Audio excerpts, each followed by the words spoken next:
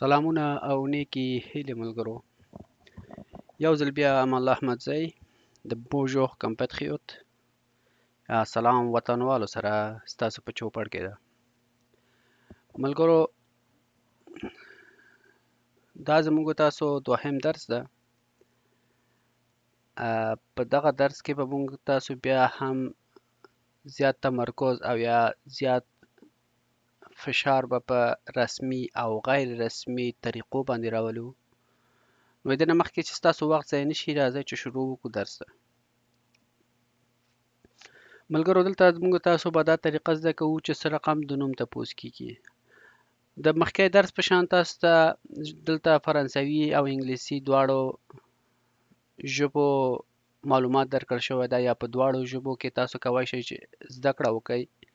که چیرې ستاسو انګلیسي ضعیف وي، تاسو هم کولی شئ چې یو څه ناڅه د څخه زده کړئ. نو راځئ چې شروع وکړو او طریقه به یې وګورئ چې څه مختلف دی د دوی ترمنځ. اول موږ تاسو به د فارمل یا فاغمل باره کې خبرې کوو او دوهم انفاغمل. نو په فاغمل برخه کې موږ تاسو ته دا 4 سوالونه راخیستل شوی چې ترجمه یې دلته ده او جواب یې هم موجود ده. نو تاسو کوشش کوئ چې کله زه یو څه لولم ما پسې تکرار وکړئ تر څو ستاسو ژبه ورسره عادت شي. صحیح ده؟ نو زموږ تاسو لومړی سوال دا ده چې comment vous appelez-vous؟ comment vous appelez-vous؟ comment vous appelez-vous؟ که لږ زره کوئ تیز وایئ. comment vous appelez-vous؟ comment vous appelez-vous؟ comment vous appelez-vous؟ په انګلیسي کې معنا څه ده؟ what is your name؟ what is your name؟ نو تاسو جواب به دته څه شي؟ je m'appelle احمد، je m'appelle عزیز، je m'appelle شاه، je m'appelle ننګیالی او یا داسې نور. په دوهم سوال کې بیا هم هماغسې رسمي په توګه تاسو سوال کوئ. سوال همدا ده quel est votre nom؟ quel est votre nom؟ نو quel est votre nom د مطلب د ده سره یو شی ده، د لومړی سوال سره. په انګلیسي کې څنګه ژباړی ده؟ what is your name؟ ستاسو نوم څه شی ده؟ ستاسو نوم څه شی ده؟ دریم سوال c'est quoi votre nom؟ c'est quoi votre nom؟ c'est quoi votre nom؟ c'est quoi votre nom؟ معنا یې څه شی ده؟ what is your name؟ what is your name؟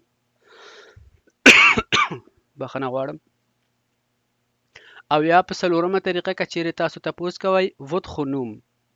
votre nom د معنا هم همداسې ده چې what is your name؟ what is your name؟ نو ملګرو، تاسو په دغه رسمي توګه چې کوم سوالونه زده که په دغه ټوله کې یا وو راغلی ده او یا votre. نو تاسو دلته ګورئ comment vous appelez-vous؟ دا وو چې ده دا همیشه چې کله هم تاسو د چا سره په دفترو کې د ډاکټر سره د یو نا آشنا کس سره یا د خپل سوسیال سره تاسو خبرې کوئ، نو تاسو به څه استفاده کوئ؟ وو استفاده کوئ. او دا به تاسو په راتلونکي درسو کې ولولئ چې وو او votre لکه دا هغه ضمایر ده چې موږ تاسو استفاده کوو او په کوم ځای کې رسمي په توګه استفاده کیږي او کوم ځایو کې غیر رسمي. سمه ده؟ نو دا کله چې تاسو رسمي خبرې کوئ وو او یا votre به استفاده کوئ. صحیح ده؟ نو دا یې په انګلیسي ژباړه ده او دا یې په فرانسوي بیرته جواب ده. صحیح ده؟ انفاغمل وسلولو یا غیر رسمي توګه. په غیر رسمي توګه کې تاسو وګورئ comment tu t'appelles؟ comment tu t'appelles؟ ما پسې تکرار وکئ comment tu t'appelles؟ comment tu t'appelles؟ comment tu t'appelles؟ البته تو چو لکه ت او چ سره تلفظ کوئ. چو چو چو. صحیح ده؟ comment tu t'appelles؟ what is your name؟ ستا نوم څه شی ده؟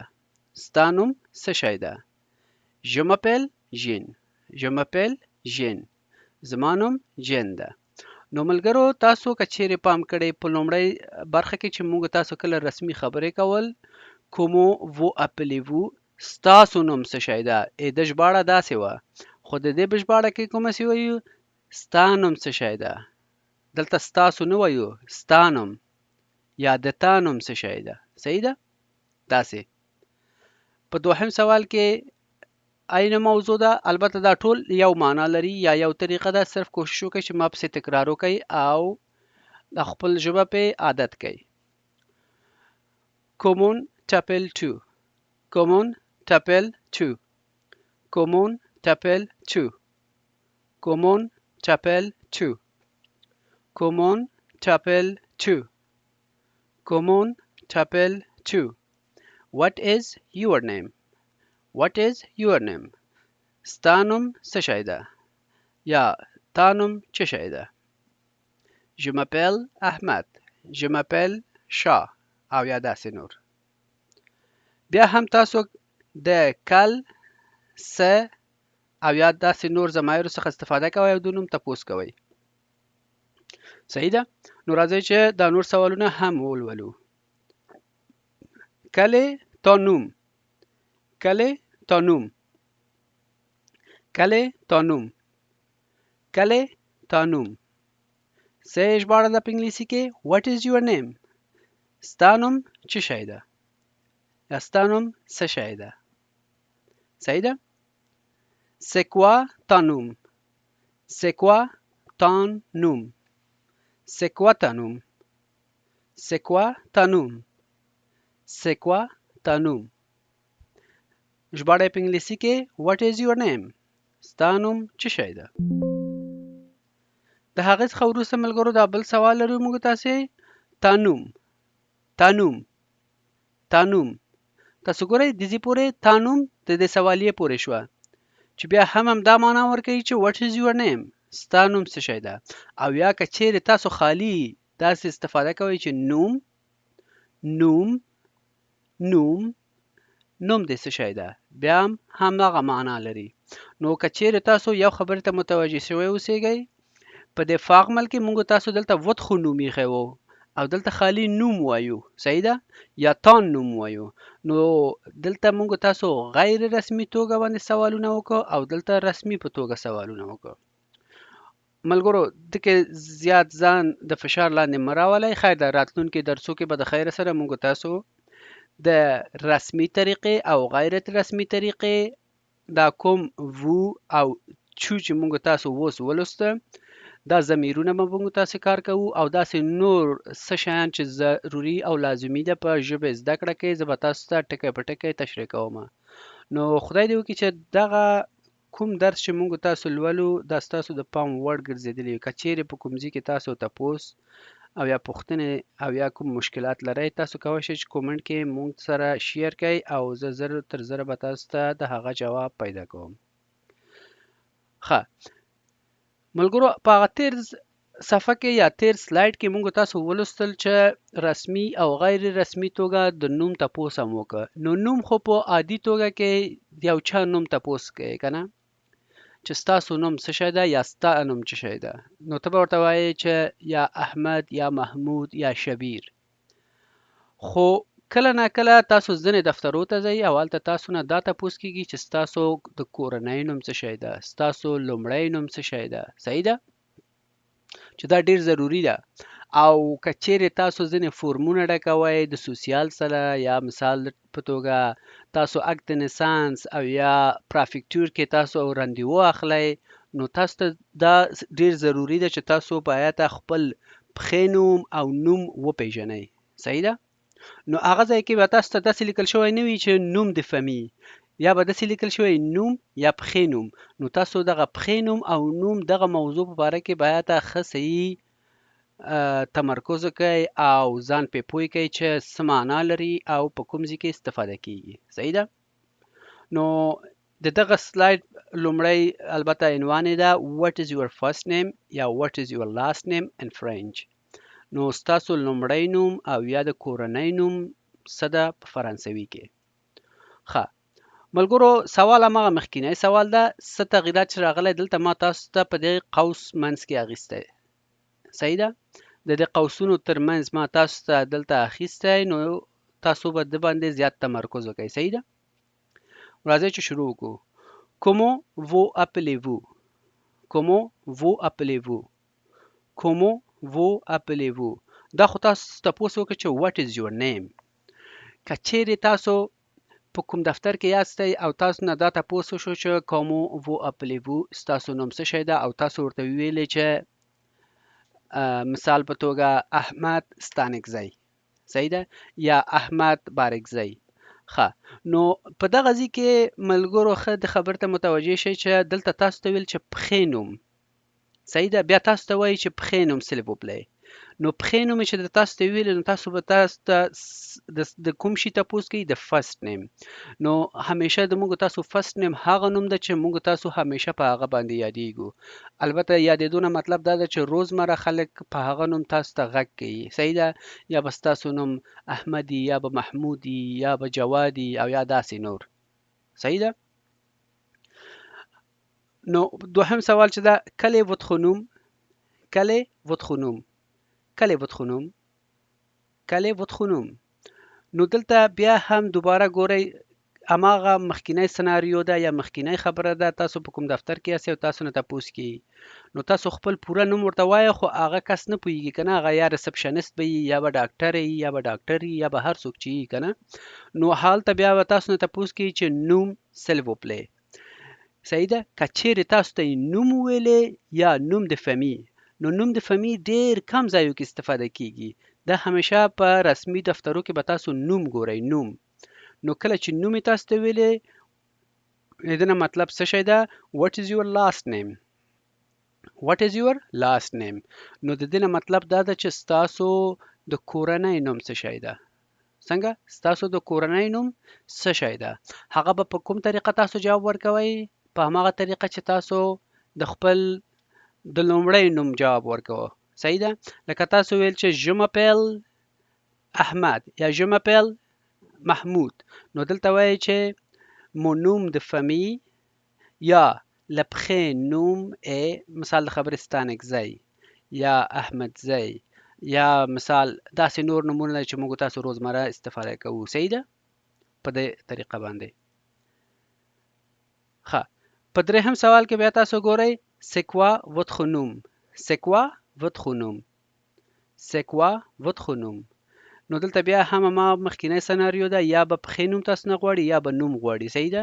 نو اوس په پښې نوم او نوم باندې تاسو پوه شوئ چې پښې نوم نه مطلب فرست نیم، یا هغه نوم چې تاسو همیشه استفاده کوئ، او نوم هغه ستاسو لاست نیم او یا د کورنۍ نوم ده. آخري تپوس داسې شوی ده votre nom. votre nom. نو ځینې ملګري دې سوال دا ونه کړي چې مثال خبرې دلته نوم، البته دا قوس کې چې ما تاسو ته اخیستی دلته نوم نه مطلب دا ده چې لاست نیم. تاسو نه خالی به دا votre nom تپوس کیږي. بیا که چیرې تاسو مثال ستاسو نوم اوږدی، د مثال په توګه زما نوم ده امان الله احمدزی، که زه اوس ورته وایم چې je m'appelle امان الله احمدزی، نو هغه کوم کس چې ما سره مقابل لورې ناست ده او خبرې کوي، هغه به راته ووایي چې نوم سلوپلی. نو کله چې راته ویلې نوم، نو زه به خپل تخلص ورته ورکوم چې احمدزی، او که چیرې راته ووایي پښې نوم، نو زه به ورته وایم چې امان الله. صحیح شوه. په دغه طریقه به تاسو دا جواب ورکوي. اوس ملګرو موږ تاسو دلته انفارمل ته راځو. په انفارمل کې هم هماغه مخکینی سوالونه ده، څه ناڅه پکې اضافه شوی. کله تا نوم د فمی، ما پسې تلفظ وکړئ، کله تا نوم د فمی، کله تا نوم د فمی، کله تا نوم د فمی. what is your last name. what is your last name. ستاسو تخلص څه شی ده، یا ستاسو د کورنۍ نوم څه شی ده، صحیح ده. نو تاسو په خپل د کورنۍ نوم ورته اخلئ. c'est quoi ta nom de famille. c'est quoi ta nom de famille. c'est quoi ta nom de famille. c'est quoi ta nom de famille. what is your last name. what is your last name. ستاسو تخلص څه شی ده، یا ستاسو د کورنۍ نوم څه شی ده. آخري سوال زموږ تاسو سره دلته ده تا نوم د فمی. تان نوم د فمی یا نوم د فمی. ګوره دلته یو تان او یا خالی نوم د فمی. په هر حالت کې دلته انفارمل یا غیر رسمي توګه پوښتنه شوې ده. نو تاسو ته په انګلیسي ژباړه کې هاي نشئ ده what is your last name. ستاسو کورنۍ نوم څه شی ده؟ نو تاسو دلته خپل نوم ورته ووایئ چې mon nom de famille احمد زی، mon nom de famille بارک زی، mon nom de famille ډاټ ډاټ ډاټ ډاټ، یعنی نقطه نقطه نقطه وغیره وغیره داسې نور. صحیح ده؟ نو ملګرو دلته په دغه ځای پورې زموږ تاسو درس د فرانسوي په ژبه کې رسمي توګه او غیر رسمي توګه د نوم د تپوس کولو طریقې وي. نو خدای دې وکړي چې دغه درس تاسو د خوښې وړ ګرځېدلی وي. بیا هم ملګرو په کنکلوژن کې تاسو ته البته په خلاصه توګه کې تاسو ته داسې معلومات درکړل شوی ده چې تاسو همیشه دا کوم درس چې تاسو لولئ د دې پی ډي اف به د دې ویډیو په لینک په ډسکرپشن کې به پرته وي. تاسو کولی شئ چې په هغه کلک وکړئ، هغه درس ډاونلوډ کړئ او هغه ځان سره تکرار کړئ. نو کوم ملګري چې رښتیا شوق د فرانسوي لري او رښتیا غواړي چې ژبه زده کړي، مهرباني وکړئ دغه یو کلمه، البته یو کلمه نه ده، یو جمله 3 ځلې کم از کم 15 ځلې نه تر 10 ځلو پورې قلم واخلئ، کتابچه واخلئ او ویې لیکئ. نو زه تاسو سره ذمهواري کوم چې کله به موږ تاسو یو میاشت یا یو نیم میاشت دغه درسو ته تیر شي، تاسو به ډیر شیان زده کړي. نو ملګرو زموږ تاسو درس دلته پای ته رسیږي. تاسو په لوی او بخښونکي خدای سپارم. خدای پامان.